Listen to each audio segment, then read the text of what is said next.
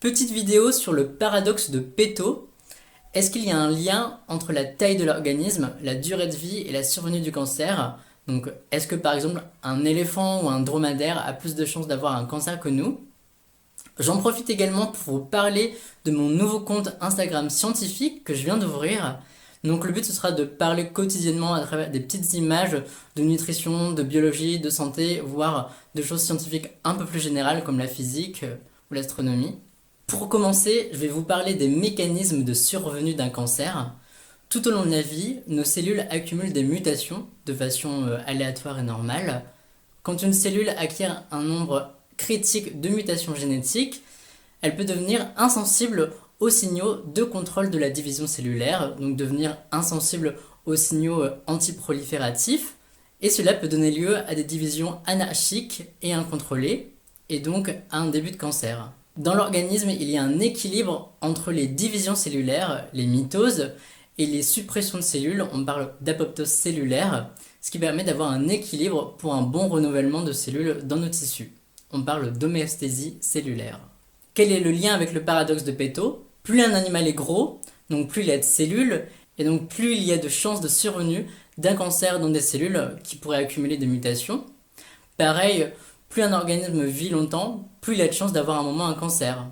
Et en fait, c'est pas du tout le cas. Si on prend l'exemple de la baleine, qui est un organisme de grande taille, elle a un risque de cancer beaucoup plus faible que les souris. C'est ce qu'on appelle le paradoxe de Peto. Il n'y a pas de lien entre la taille de l'organisme, sa durée de vie et la survenue du cancer et d'en décéder.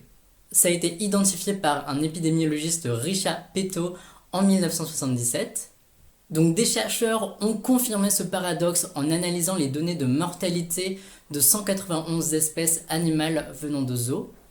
Voici deux graphiques qui représentent les associations entre la taille de l'animal et la probabilité de décéder d'un cancer.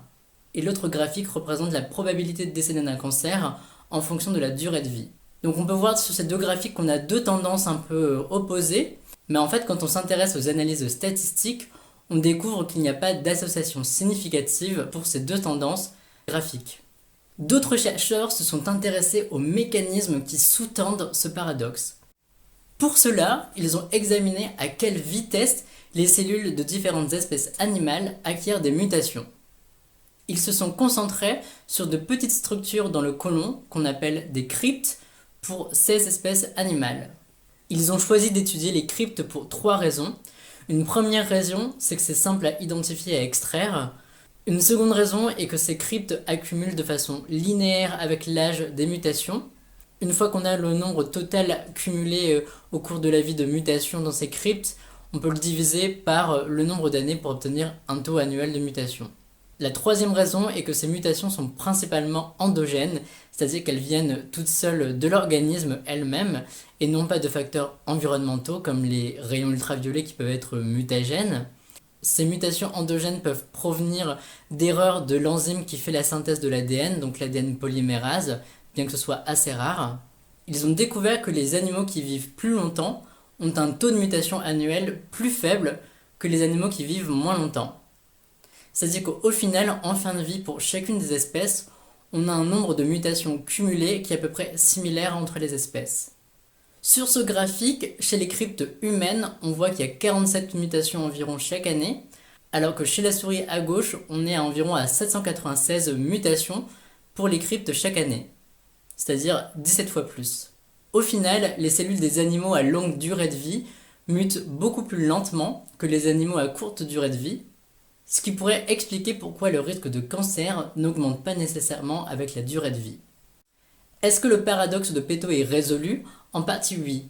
Il reste encore à expliquer le rôle de la taille de l'organisme, donc ils se sont également intéressés à ce paramètre-là par rapport au nombre de mutations annuelles dans les cryptes, et on voit que le nombre de mutations dans les cryptes annuelles diminue avec la taille de l'organisme. Une hypothèse avancée serait que les espèces de grande taille ont développé des mécanismes associés à l'évolution afin de limiter le risque de survenue du cancer. Chez les personnes atteintes de cancer, une personne sur deux a le gène P53 muté. Ce gène P53 code pour ce qu'on appelle un facteur de transcription.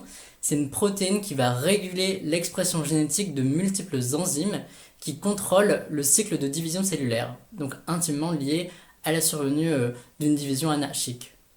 Et si on compare l'éléphant et l'homme, donc l'éléphant qui est beaucoup plus gros que nous, et bien en fait il a un taux de mortalité par cancer plus faible que nous. Et pourquoi? Ça pourrait s'expliquer parce qu'il a un nombre de copies de ce gène P53 fonctionnel beaucoup plus importante que nous.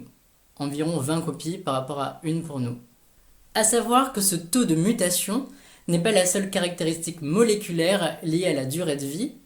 Si on prend les animaux avec une durée de vie plus courte, en général, ils ont un taux de raccourcissement des télomères beaucoup plus élevé.